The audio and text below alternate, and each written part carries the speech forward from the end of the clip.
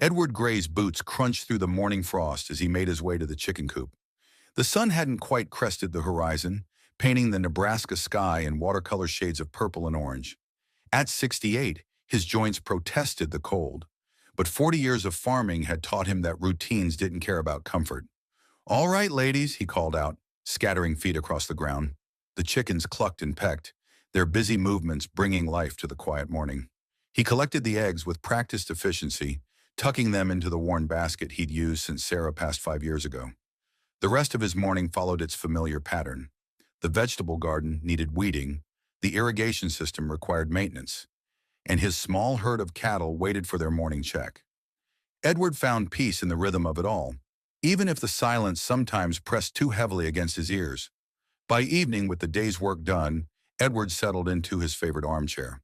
The leather was cracked and worn, but it held the shape of him perfectly. He reached for his dog-eared copy of Understanding the Cosmos when the first rumble of thunder made him pause. The storm rolled in faster than any he'd seen before. Lightning split the sky in bizarre patterns, more geometric than natural. Edward stood at his window, watching the strange display with growing unease. The cattle were secured in the barn, but something about this storm set his nerves on edge. A flash of brilliant blue-white light erupted from his backfield, followed by a sound like metal tearing. Edward grabbed his raincoat and flashlight, knowing he should check for damage. The rain pelted him as he trudged through the muddy field, his flashlight beam cutting through the darkness. The light he'd seen came from behind his eastern cornfield. As he approached, an otherworldly glow pulsed through the stalks. Edward's heart hammered against his ribs, but curiosity drove him forward. He pushed through the corn and stopped dead in his tracks. A crater scarred his field, steam rising from its edges despite the rain. But it was the figure lying at its center that made his breath catch. She looked almost human, except for her silvery blue skin that seemed to shimmer even in the dim light. Her hair rippled with colors he couldn't name, like mother of pearl caught in sunlight. She lay crumpled on her side, wearing what looked like a suit made of liquid metal. "Good Lord," Edward whispered, taking a tentative step forward. The woman's eyes fluttered open, revealing irises the color of spring leaves. She tried to speak, but the words were unlike anything he'd ever heard. Edward held up his hands in what he hoped was a universal gesture of peace. "You're hurt. Let me help you." She struggled to sit up, revealing a nasty gash along her arm that leaked something phosphorescent. When she tried to stand, her legs buckled. Edward moved without thinking, catching her before she hit the ground. "Easy now," he said softly, surprised by how light she felt in his arms. Her skin was warm, almost hot to the touch, and she trembled like a frightened animal. The woman's hand moved to a bracelet on her wrist, pressing something that made it glow. After a moment, she spoke again, and this time her words were in halting English. "Help! Dangerous! Following!" She clutched at his coat, her green eyes wide with fear. "Who's following you?" Edward asked, scanning the dark field. The rain had begun to ease, but lightning still flashed overhead, casting strange shadows across the crater. She shook her head frantically, her iridescent hair catching the light. "No time! Please!" Her words came through the bracelet with a slight delay, carrying an electronic undertone. Edward's farm sat isolated from his nearest neighbors by miles of fields. Whatever, or whoever, was after her wouldn't find her easily here. He made his decision. "My house is just over there. Can you walk?" She tried to stand again but swayed dangerously. Without hesitation, Edward scooped her up in his arms. For a moment he felt 30 years younger, remembering how he'd once carried Sarah across this same field during another storm. The walk back to the house seemed longer with his precious cargo. By the time they reached his back porch, his arms trembled from the effort, but he managed to get her inside without stumbling. He set her gently on his worn couch, noticing how her silvery skin left a faint, luminescent trace on his raincoat. "I'm Edward," he said, keeping his voice gentle. "Edward Gray." The woman touched her bracelet again. "Leva," she replied, her voice clearer now through the device. "I apologize for intruding. My ship, malfunction, emergency landing." Edward grabbed the first aid kit from his kitchen, along with some clean towels. "You're bleeding," he said, gesturing to her arm. "May I?" Liva nodded, watching with curious eyes as he cleaned the wound. The phosphorescent fluid that served as her blood glowed brighter when exposed to the antiseptic, but the cut began to seal almost immediately. "Remarkable," Edward murmured. "Advanced healing?" "Yes." Leva's lips curved in what might have been a smile. "Your medicine, primitive but kind intention." She winced, pressing a hand to her side. "Internal damage. Needs time to heal." Edward noticed how her eyes darted to the windows, checking the darkness beyond. "You're safe here," he assured her. "This is private property, miles from anywhere." "They will come," she said softly. "Always come. Must keep moving." "Not tonight," Edward said firmly. "You're injured and exhausted. Whatever's chasing you, you won't escape it in this condition." He stood, his knees cracking. "I have a spare room upstairs. Used to be my wife's sewing room." Leva tilted her head, studying him with those impossibly green eyes. "Wife? Where is she?" "Gone," Edward said simply. 5 years now. Cancer." Something in Leva's expression shifted, a flash of understanding that transcended species. "I am sorry for your loss." Edward nodded, surprised by how much the alien's sympathy moved him. "Come on, let's get you settled." He helped her up the stairs, noting how she seemed to move more easily now. The spare room was small but clean, with a twin bed he'd never quite brought himself to get rid of. Sarah's old quilts still covered it, their familiar patterns a stark contrast to his otherworldly guest. "Rest," he said, turning down the covers. "We'll figure things out in the morning." Leva sat on the bed's edge, running her fingers over the quilt's texture. "You are unusual, Edward Gray. Most humans would fear, report." "Maybe I'm too old to be afraid," he replied with a slight smile. "Or maybe I've just seen enough of life to know that kindness shouldn't depend on where someone's from." As he turned to leave, Leva called out, "Edward?" He looked back to see her silver-blue features soft with gratitude. "Thank you." Closing the door, Edward leaned against the wall for a moment, his heart racing with the enormity of what had just happened. In one night, his quiet existence had been completely upended by a beautiful alien fugitive who now slept in his late wife's sewing room. Sarah would have loved this, he thought with a bittersweet smile. She'd always said the stars held secrets worth knowing. Edward barely slept that night. He sat in his armchair downstairs, a loaded shotgun across his lap, watching the darkness through his window. The storm gradually subsided, leaving behind an unsettling stillness. Every creak of the old farmhouse made him tense. Dawn arrived with no sign of pursuit. Edward had just started brewing coffee when he heard soft footsteps on the stairs. Leva appeared in the kitchen doorway, her silvery blue skin catching the morning light in ways that made her seem almost translucent. "Good morning," she said, her translation bracelet making the words clearer than the night before. "Your world's sun. It feels different from mine." Edward poured 2 cups of coffee. "Different how?" "Warmer, more yellow." She accepted the cup with delicate fingers, studying the dark liquid. "What is this?" "Coffee. Careful, it's hot." Leva took a tentative sip, and her eyes widened. The tips of her iridescent hair shifted to a deeper blue. "Strong, but interesting." She took another sip. "My people have nothing like this." Edward leaned against the counter, studying her in the morning light. The metal-like suit she wore had somehow repaired itself overnight, though it still bore traces of damage. "Your people, where are they?" Leva's expression darkened. "Far, very far. A system you cannot see with your telescopes." She set down the coffee cup, her hands trembling slightly. "I am a researcher, studying developing civilizations. But there are others, hunters who—" She broke off, pressing her lips together. "Who want what you know?" Edward guessed. She nodded. "Knowledge is power. Some would use my research to exploit, to harm." Her green eyes met his. "I cannot stay long.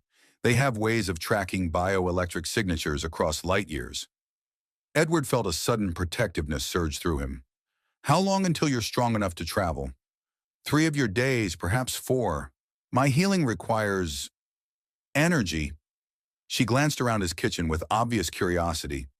This place, it reminds me of historical archives. Simple but functional. Simple's not always bad, Edward said, unable to suppress a smile at her diplomatic description of his dated farmhouse. Sometimes it's just what you need to hide in plain sight. Liva's hair shifted to a lighter shade, which Edward was beginning to suspect indicated interest or pleasure. You're very logical, Edward Gray, and very kind. She moved to his kitchen window, gazing out at the farm. May I? Would it be acceptable if I helped with your daily tasks? I should learn about Earth culture while I am here. Edward considered the offer. Having an alien help with farm chores seemed absurd, but her eager expression reminded him so much of Sarah when she'd first moved to the farm as his young bride, determined to learn everything about country life. All right, he agreed, but we'll need to do something about your appearance if anyone drives by. And that suit. Leva touched her bracelet, and suddenly her appearance shimmed like heat waves rising from summer asphalt. When it settled, she looked human, pale-skinned with platinum blonde hair. Her suit had transformed into simple jeans and a flannel shirt. Edward blinked in surprise. That's handy. Holographic camouflage, she explained, though her voice carried a hint of strain. It requires energy to maintain, but it will serve for now. Well then, Edward said, gathering his wits, let's start with feeding the chickens. They're usually easier to deal with than cattle for beginners. As they walked to the coop together in the morning light, Edward couldn't help but notice how naturally Leva moved in her human form, though her eyes still held that otherworldly gleam. She asked questions about everything: the construction of the coop, the behavior of the chickens, the composition of their feed. Your species has developed remarkable adaptations, she said, watching a hen scratch for insects, to domesticate other creatures for mutual benefit. Very efficient. We've had a lot of practice, Edward replied, showing her how to scatter the feed. Thousands of years of trial and error. The morning passed in a strange but pleasant rhythm. Leva proved to be a quick learner, though her scientific curiosity led to some amusing moments. She spent 10 minutes analyzing the structure of a chicken egg, and her detailed observations about the photosynthetic processes of his tomato plants made Edward wish he'd paid more attention in high school biology. Around noon, as they finished weeding the vegetable garden, a distant engine sound made them both freeze. A pickup truck was approaching down the long dirt road to the farm. Inside, Edward said quietly, just in case. But Leva stayed put, her holographic disguise flickering slightly with tension. Number. If I act suspicious, it will draw more attention. Better to appear normal. Her voice carried a slight tremor despite her logical words. The truck turned out to be Bill Henderson, Edward's nearest neighbor, 3 miles down the road. His ancient Ford rattled to a stop near the garden, and Bill stepped out, his weathered face creasing with interest at the sight of Leva. Well now, Eddie, Bill called out. Didn't know you had company. Edward's mind raced. This is Laura, my niece from Chicago, visiting for a few days. Leva stepped forward, extending her hand with careful precision, clearly mimicking human gestures she'd observed. Pleased to meet you, sir. Bill shook her hand, his eyes twinkling. City girl, huh? Getting your hands dirty in Uncle Eddie's garden? Yes, Leva replied, her translation bracelet making her voice sound perfectly human. I find the agricultural processes fascinating. The symbiotic relationship between humans and their cultivated species is remarkable for its... Edward coughed loudly. Laura's studying biology, he cut in. Gets a bit technical sometimes. Bill laughed. Well, ain't that something? Listen, Eddie, just came by to warn you. Some folks in town were talking about strange lights in the sky last night. Government types asking questions this morning. Thought you should know, being out here all isolated. Edward felt Leva stiffen beside him. Thanks for the heads up, Bill. Didn't see anything myself. Probably just the storm playing tricks. After Bill left, Leva's holographic disguise flickered again, revealing her true form for a split second. They're closer than I thought, she whispered. I should leave. No, Edward said firmly, surprising himself with the force in his voice. You're not strong enough yet, and running now would only draw attention. He gestured to the house. Come on, let's get you something to eat. Then I'll show you the root cellar. If anyone comes looking, you'll have a place to hide." Over a lunch of sandwiches, which Liva approached with scientific fascination, Edward found himself talking more than he had in years. He told her about Sarah, about their life on the farm, about his love of astronomy that had led to shelves full of books about space. "Your understanding of the cosmos is limited but imaginative," Leva said, paging through one of his books. "Your scientists make remarkable leaps of logic despite their technological constraints." "Is that a compliment or an insult?" Edward asked, amused. Leva's hair shifted to that pleased shade again. "Perhaps both. Your species is paradoxical, primitive in some ways, yet capable of profound insights." She met his eyes, like offering shelter to a strange being who fell from the sky. "Maybe not so strange," Edward said softly. "Lost souls need help sometimes, no matter where they're from." The moment stretched between them, filled with something neither of them quite understood. Then a distant rumble of thunder made them both look up. Another storm was rolling in, but this time Edward suspected it wasn't entirely natural. The afternoon storm brought an unnatural stillness. Even the chickens fell quiet, huddling in their coop as dark clouds gathered overhead. Edward and Leva worked quickly to secure the farm, though his joints protested the rapid movement. "They're searching in a grid pattern," Leva said, her eyes fixed on the sky. Her holographic disguise had dropped, her true form almost luminescent against the darkening day. "The storm, they use it for cover. The electrical interference masks their ships." Edward pulled the last bale of hay into the barn. "How many?" "3 hunters, typically. Small ships, highly maneuverable." Her hand went to her bracelet. "The technology they use to track me, it's like your bloodhounds. They follow the trail of my biological signature." A low hum filled the air, just on the edge of hearing. Edward's cattle began to low nervously in their pens. "The root cellar," he said, taking her arm. "Now." They hurried to the concealed entrance behind the house. Edward had built the cellar himself after the last tornado scare, reinforcing it with concrete and steel. Now he was grateful for his paranoia as he helped Leva down the narrow stairs. "Edward," she caught his hand before he could close the heavy door. "If they come, tell them nothing. They can be persuasive." "I've survived interrogations before," he said grimly, thinking of his time in Vietnam. "Stay quiet, no matter what you hear." The hum grew louder as Edward returned to his house.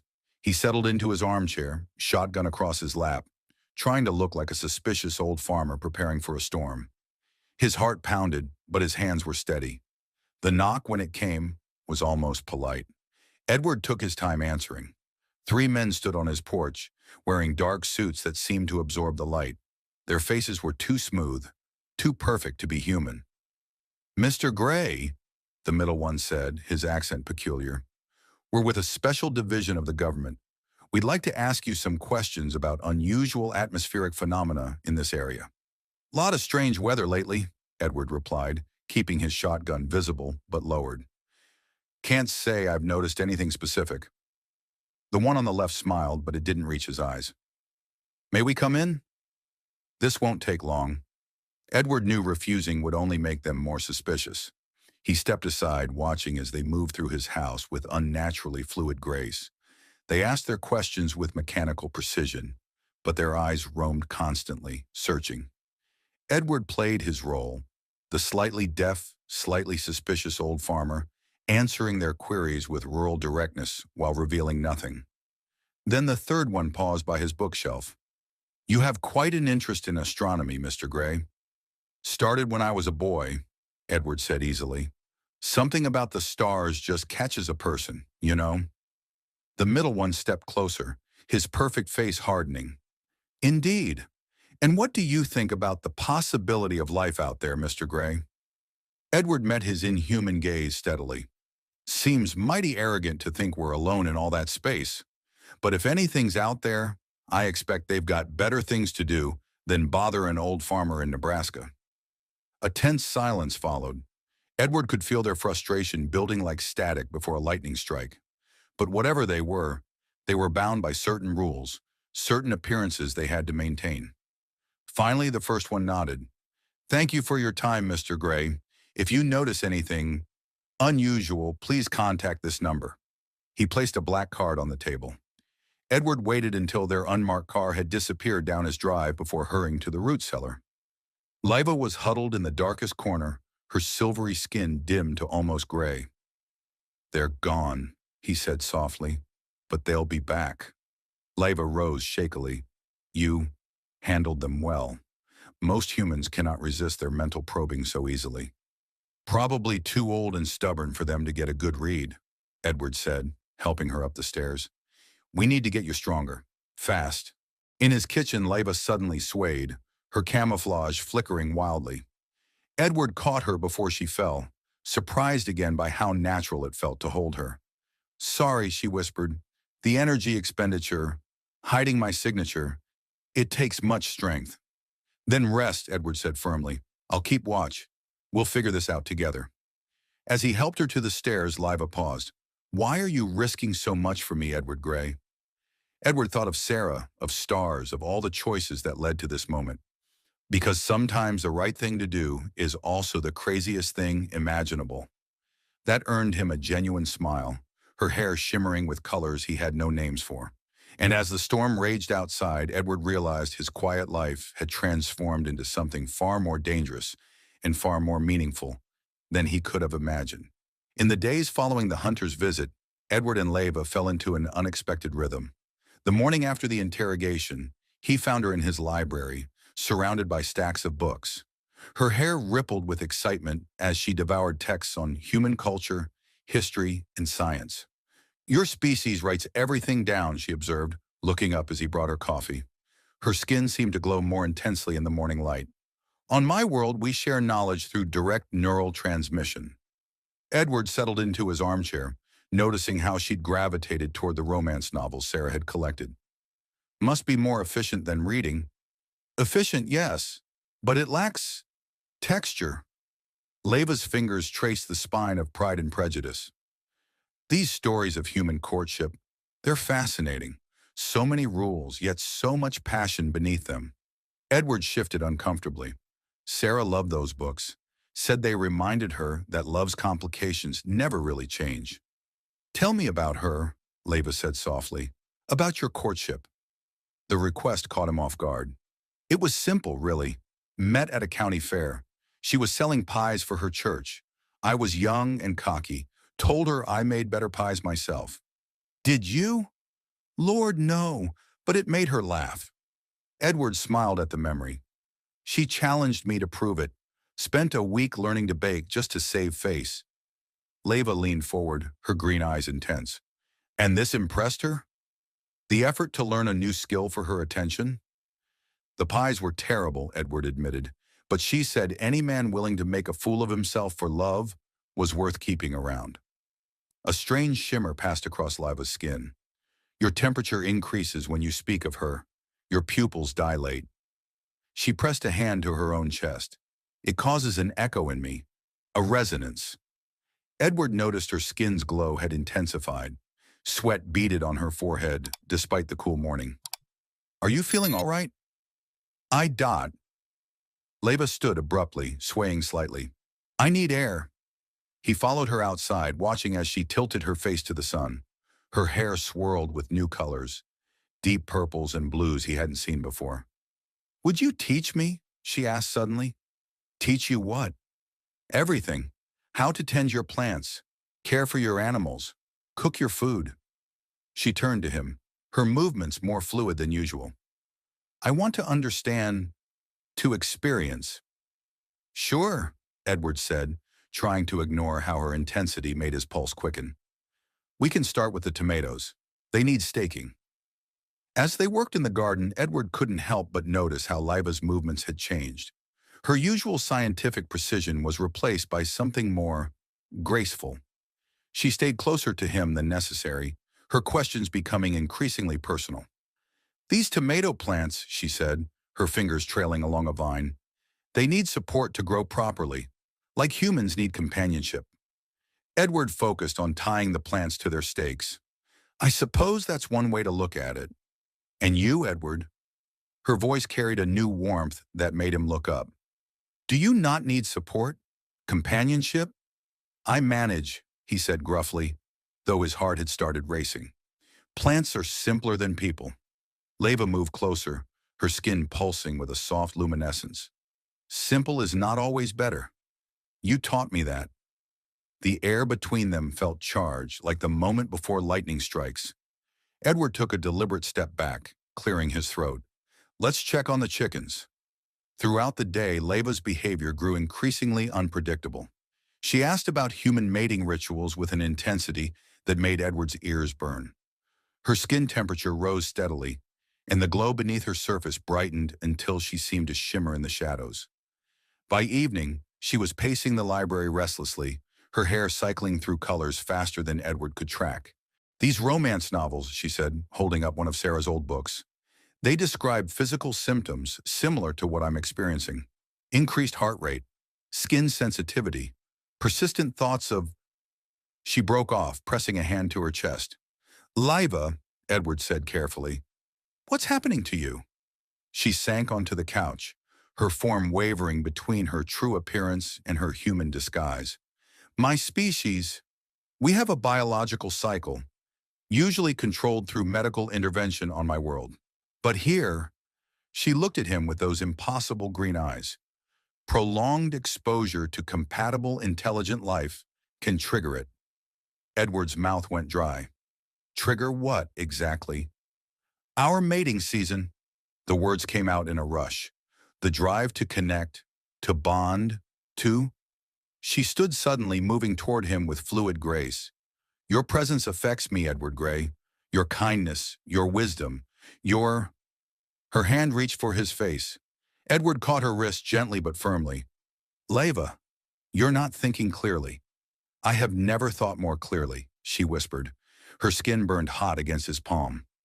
On my world, we choose mates based on genetic compatibility, intellectual resonance. But you make me feel things I don't have words for. It's just biology, Edward said, trying to convince himself as much as her. Your system's out of balance. It'll pass. Leva's hair darkened to deep crimson. Will it? Or is that what you need to believe? She pulled away, wrapping her arms around herself. I should go. Before ... You're not going anywhere, Edward said firmly. Those hunters are still out there. We'll figure this out. But as he watched her retreat upstairs, her form trailing starlight, Edward wondered if he was in far deeper trouble than any alien hunters could cause. Because despite every rational argument against it, despite the decades between them and the galaxies that separated their species, he was starting to feel things he hadn't felt since Sarah, and that terrified him more than any threat from the stars. The next few days tested Edward's resolve in ways he'd never imagined. Leva's condition intensified, making it increasingly difficult for them to maintain normal interactions. Her skin now pulsed with light that matched her heartbeat, and her hair had settled into deep, passionate shades of burgundy and violet. One morning, he found her in the kitchen attempting to recreate Sarah's pie recipe from his memories. I accessed your cookbook collection, she explained, covered in flour. The white powder made her skin sparkle like diamond dust. I wanted to understand, to experience what she felt when creating for you. Edward's chest tightened at the sight. You don't have to. But I want to, she interrupted, stepping closer. Everything about humans fascinates me, Edward. But you... Her hand trembled as she reached toward him, stopping just short of touching his chest. You defy all my scientific understanding. He could feel the heat radiating from her body, see the way her pupils had expanded to nearly eclipse the green. Leva, your heart rate increases when I'm near, she observed, her voice husky. Your body temperature elevates. These are the same symptoms I'm experiencing. Yet you resist them. Why? Edward stepped back, bumping into the counter. Because you're not yourself right now. This is your biology talking, not... Do not dismiss my feelings as mere biology, she said fiercely. Her hair flared with colors he'd never seen before. I am a scientist. I know the difference between biological imperatives and genuine connection. The oven timer saved him from responding. The pie, when she removed it, was oddly shaped but smelled wonderful. Sarah's recipe was imprecise, Leva said, setting it to cool. It called for a pinch of love. I find such measurements challenging. Despite everything, Edward laughed. Some things can't be measured, Leva. She turned to him, and the look in her eyes made his laughter die in his throat. Then help me understand them. Before he could respond, a sharp pain lanced through her body. She doubled over, her form flickering wildly between alien and human appearance. Leva! Edward caught her before she could fall. Her skin burned against his hands. The cycle, she gasped. Without proper regulation, it's becoming difficult to control. My body's chemistry. She clutched at him, her fingers leaving trails of light on his shirt. Edward, I need... What? What do you need? She looked up at him, her eyes now swirling with all the colors of a nebula. You! But I won't force. My people have strict protocols about consent. Edward held her, his heart pounding as she trembled in his arms. Everything about this was impossible, inappropriate, potentially disastrous. Yet watching her struggle against her nature, while still trying to respect his boundaries, moved something deep inside him. We'll figure this out, he said softly, stroking her luminescent hair. Together. She pressed closer, her breath coming in quick gasps. The hunters, they can track the energy signature, getting stronger. Let them come, Edward said with sudden fierceness. We'll deal with that too. That evening, a summer storm rolled in, different from the artificial ones the hunters used. Real lightning illuminated Leva's form as she stood by the library window, her own light pulsing in rhythm with the thunder. Your earth storms, she murmured as Edward entered with tea. They're like what's happening inside me. Wild, uncontrolled, beautiful. Edward set down the cups, noticing how the steam curled toward her as if drawn by some invisible force. You should try to rest. Rest? She turned to him, and his breath caught. Her entire being seemed to shimmer with barely contained energy. How can I rest when every cell in my body is calling out for... She stopped, pressing her hands against the window glass. On my world, this would be controlled, clinical, regulated by machines and protocols. And here? Edward asked, his voice rougher than he intended. Here, I feel everything. Her words came out almost as a moan. Every sensation is amplified.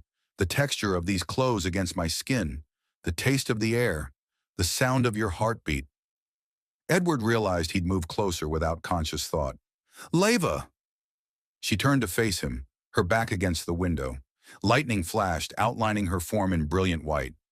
Tell me you don't feel it too. This connection between us. I'm too old for...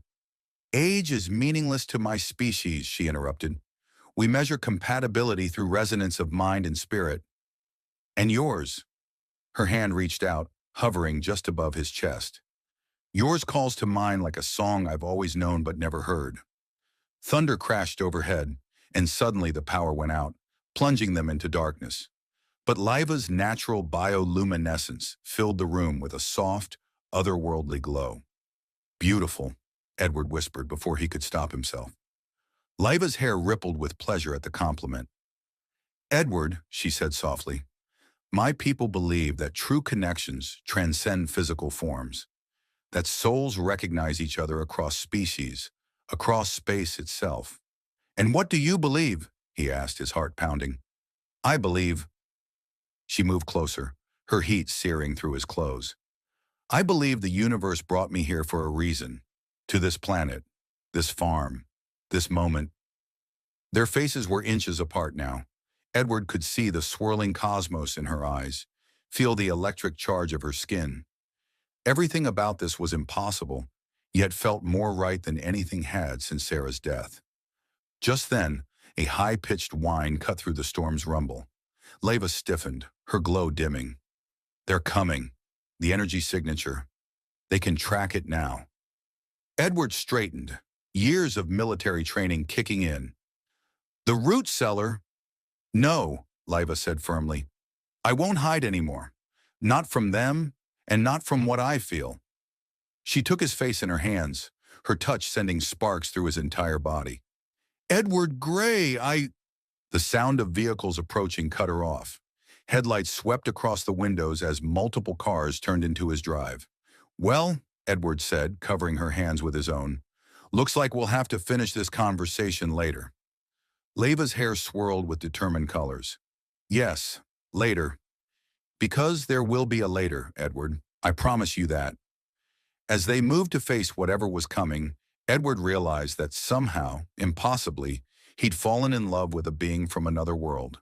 And he'd be damned if he'd let anyone take her away.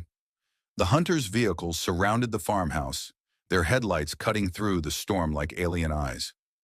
Edward stood at his front door, shotgun ready, while Liva's form pulsed with barely contained energy beside him. "Let me handle this," he said quietly. "Together," she corrected, her hand finding his in the darkness. The touch sent waves of warmth through his entire body. The approaching figures weren't the same hunters as before. These moved with military precision, their suits more obviously armored. Their leader stepped forward, his face inhumanly perfect under the porch light. "Researcher Liva," his voice carried artificial harmonics. "Your unauthorized exodus ends here. The knowledge you carry is too valuable to risk contamination." Leva's grip tightened on Edward's hand. "My research belongs to no one, and I've learned more about genuine connection in these few days than in all my years of clinical observation." "Your judgment is compromised by your biological cycle," another hunter stated. "The human's influence has corrupted your scientific objectivity." Edward felt Leva's temperature spike. "You speak of corruption?" Her voice carried new strength. "You who would weaponize my studies of emerging civilizations? Who would turn understanding into exploitation?" Lightning flashed, illuminating dozens of armed figures surrounding them. The lead hunter's perfect face showed no emotion. "This is your final warning. Come willingly, or we will be forced to take more drastic measures." Edward shifted slightly, positioning himself between Liva and the hunters. "This is private property. You have no authority here." "Mr. Gray," the hunter's smile was terrible in its beauty, "your species' legal concepts are irrelevant to us. However, your connection to our quarry is noteworthy. Perhaps you'd like to understand exactly what you're harboring." He held up a device that projected a holographic display. Images flashed. Laiva on different worlds, observing, recording, her true form shifting through various disguises. "She is not what you think," the hunter continued. "Her kind studies lesser species like humans view insects. Clinical, detached. Any emotional response you believe you're receiving is merely biological manipulation." "Is that true?" Edward asked softly, not looking at Leva, but keeping his eyes on the hunters. Her response came with fierce intensity. "I was like that once. Clinical, detached." Her form blazed brighter. "But you taught me something they could never understand. The difference between observing life and truly living it." The lead hunter made a gesture, and his forces began to advance. "Enough of this primitive sentiment. Take them both." Edward raised his shotgun. "I may be primitive, but I've dealt with your kind before." Before he could fire, Leva stepped forward. Her entire body erupted with light so bright it forced the hunters back. "No more hiding," she declared. "No more running." The air crackled with energy as she raised her translation bracelet. But instead of speaking, she began broadcasting something, a signal that made the hunters freeze in their tracks. "What are you doing?" the leader demanded, his perfect facade cracking. "Transmitting my real research findings," Leva said, her voice carrying harmonics that shook the ground. "To every scientific outpost in this sector. The truth about Earth, about humans, about genuine connection. You're violating every protocol. Your protocols were designed to prevent understanding, not foster it." Her free hand found Edward's again. "I came here to study human relationships. Instead, I experienced one, and I finally understand what my research was missing." The signal from her bracelet grew stronger. The hunters' forms began to waver, their disguises failing under its influence. Edward watched in amazement as their true forms were revealed, crystalline beings of pure energy, trapped in containment suits. "You see?" Leva's voice softened. "We're all more than our biological imperatives, more than our assigned roles. Look at yourselves. Even you have been changed by this world, though you fight to deny it. The lead hunter staggered, his crystalline form pulsing with confused colors. This, this is unprecedented. The council ... A new sound cut through the night, a deep resonant tone that made Edward's bones vibrate. A light far brighter than Leva's descended from the storm clouds. The hunters looked up in obvious recognition and fear. The council, Leva confirmed, responding to my full report, not just about humans, but about the hunters' true agenda. The massive ship that emerged from the clouds defied Earth physics. It seemed to bend light and space around itself, its surface rippling like liquid metal. As it descended, all the hunters' weapons and devices powered down. A beam of pure energy connected with the ground, and from it emerged a being that made the hunters look primitive by comparison. Its form shifted through multiple dimensions, settling into a vaguely humanoid shape that sparkled like a constellation-given form. Researcher Liva, it spoke, its voice resonating in multiple frequencies. We have received your transmission. Most illuminating. The hunters dropped to their knees. Their leader's crystalline form trembled. Council Elder, we were only... Silence. The elder's form pulsed with authority. Your corruption of our scientific principles has been noted. You will return for rehabilitation. Edward felt Leva's grip tighten on his hand as the elder turned its attention to them.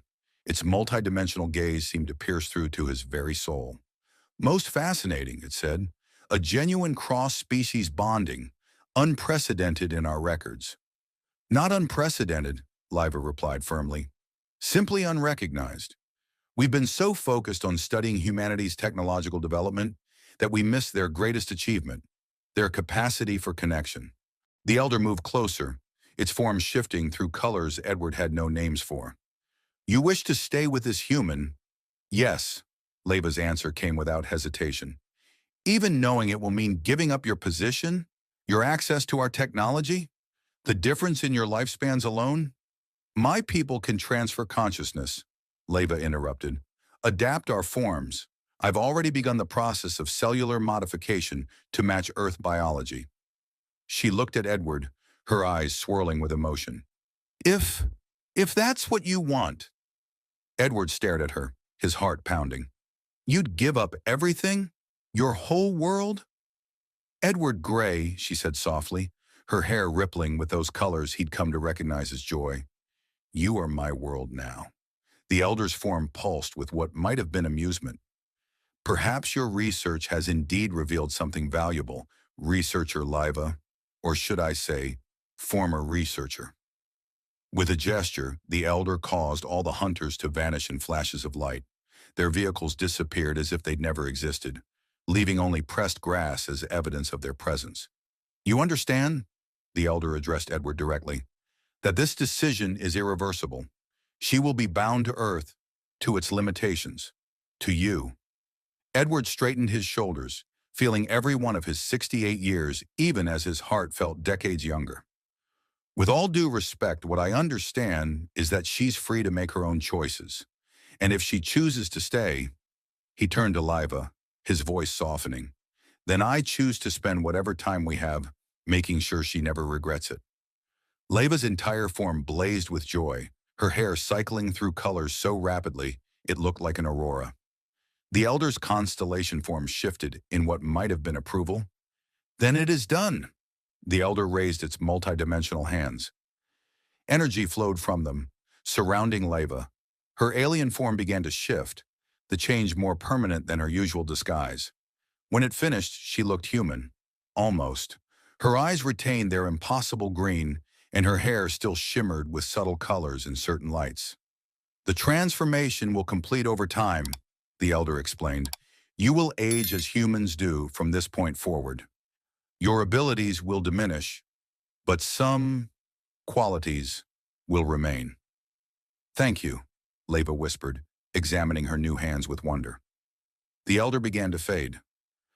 Your final research paper will be added to our highest archives, Leva, on the nature of human connection, a most unexpected but valuable contribution to our understanding.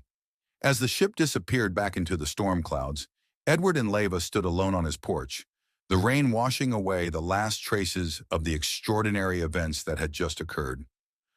"So," Edward said, suddenly feeling awkward. "Welcome home?" Leva laughed, the sound still carrying ethereal harmonics. "Home," she tested the word. "Yes, although—" She moved closer, her now human hand touching his chest. "Home isn't this place, Edward. It's you." 6 months later, the neighbors had mostly stopped gossiping about Edward Gray's mysterious young wife. They still whispered about how she seemed to glow when she was happy, how her garden grew impossibly well, and how the northern lights appeared more frequently over their farm than anywhere else in Nebraska. But Edward didn't care about the whispers. Every morning he woke to find Liva already up, usually reading one of Sarah's old books, or making increasingly successful attempts at pie baking. Every evening, they sat on the porch together, her head on his shoulder as they watched the stars. Stars that now held different meanings for them both.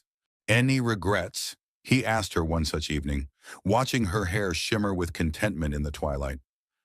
"Only that it took crossing galaxies to find you," she replied, taking his hand. Her skin still carried that familiar warmth that had first drawn him to her. Above them, a shooting star traced its path across the sky. But they both knew it might not be a star at all, just the council checking in on their most unusual research subject, a love that transcended the boundaries of worlds. 5 years after Liva chose Earth as her home, the Gray Farm buzzed with a different kind of energy.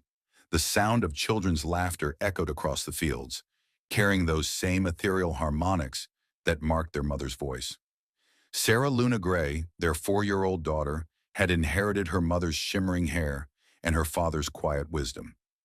She could often be found in the garden, talking to plants in ways that made them grow twice as fast as they should. Her eyes shifted between Edward's warm brown and Leva's alien green, depending on her mood. The decision to name their daughter Sarah Luna Gray carried deep meaning for both Edward and Leva. During one of their quiet evening conversations before Sarah's birth, Leva had asked Edward to tell her more about his late wife. "Sarah always said our love was written in the stars," Edward had explained, his voice soft with memory. "She was the one who bought me my first astronomy book." Leva, her form glowing softly in the twilight, had taken his hand. "Then she was the first step on the path that led us to each other. Without her influence on you, without your love of the stars she inspired, you might never have taken in a strange creature who fell from the sky." When their daughter was born, it was Leva who suggested the name. "Sarah," she'd said, holding their newborn whose hair already showed signs of starlight shimmer, "to honor the woman who taught you how to love so deeply that it echoed across galaxies.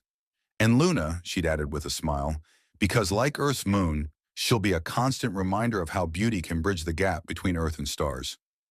Edward had been moved to tears by the gesture. In Liva's culture, names were chosen to reflect connections, not just to family, but to the cosmic forces that shaped their lives. By naming their daughter after his late wife, Leva acknowledged that Sarah's love remained a part of their story, not as a shadow over their happiness, but as the first light that had guided them to each other. The name served as a beautiful reminder that love doesn't end. It transforms like energy in the universe, taking new forms while honoring what came before. Their youngest, Thomas Stellar Gray, just 2.5, possessed an uncanny ability to predict weather patterns and could sometimes be found floating a few inches above his crib when excited. His giggles literally lit up the room, his skin glowing softly like his mother's used to do. "They're perfect," Edward marveled one evening, watching Sarah explain the concept of photosynthesis to her younger brother using words no ordinary 4-year-old should know. "Different, but perfect." Liva wrapped her arms around him from behind, her touch still carrying that familiar warmth. "Just like us." The children had changed everything. Edward, who'd once felt his age in every joint and muscle, now found himself racing across the farm, playing elaborate games of hide-and-seek that sometimes involved interdimensional spaces, thanks to Sarah's unique interpretation of the game. His hair might have been silver, but his eyes sparkled with renewed youth. "You know," he said, turning to face his wife, "I feel younger now at 73 than I did at 68 when you crashed into my field." Leva's hair shimmered with joy, a trait both children had inherited.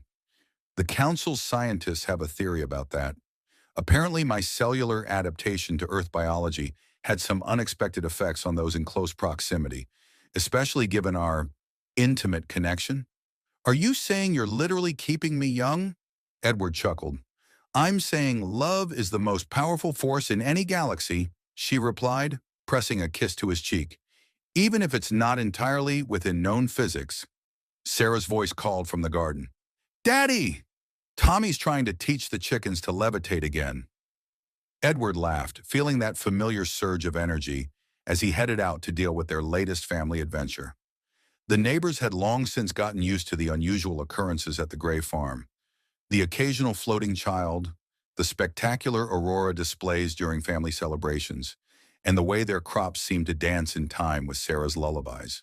As he watched his children play under the setting sun, their forms slightly shimmering like their mothers, Edward reflected on how life had changed. He wasn't just alive anymore. He was living a new kind of life, one filled with wonders he'd never imagined possible. No regrets? Leva asked, coming to stand beside him, echoing their old evening ritual. Edward pulled her close, feeling the warmth of her love flow through him like cosmic energy.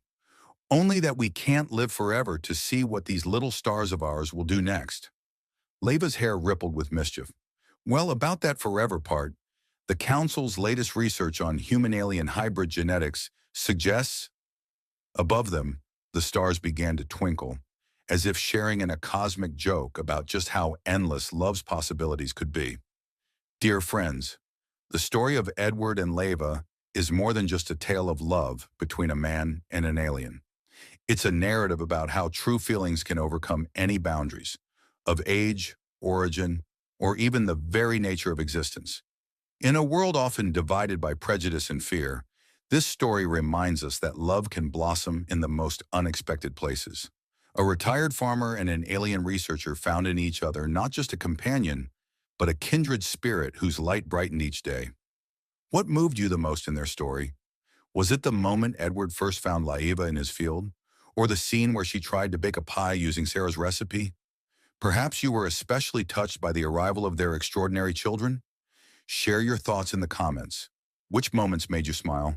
Which ones made your heart race? Every story lives on in the hearts of its listeners, and your perspective can uncover new dimensions to this tale. And remember, somewhere out there among the stars, perhaps right now the Council might be reading Liva's research on the nature of human connection, marveling at how much humanity has to teach even the most advanced civilizations about the power of love. Leave your comments. Let's continue this conversation about a love that transcends the boundaries of galaxies. P.S. Do you have ideas about what adventures might await the Gray family next? Share your thoughts.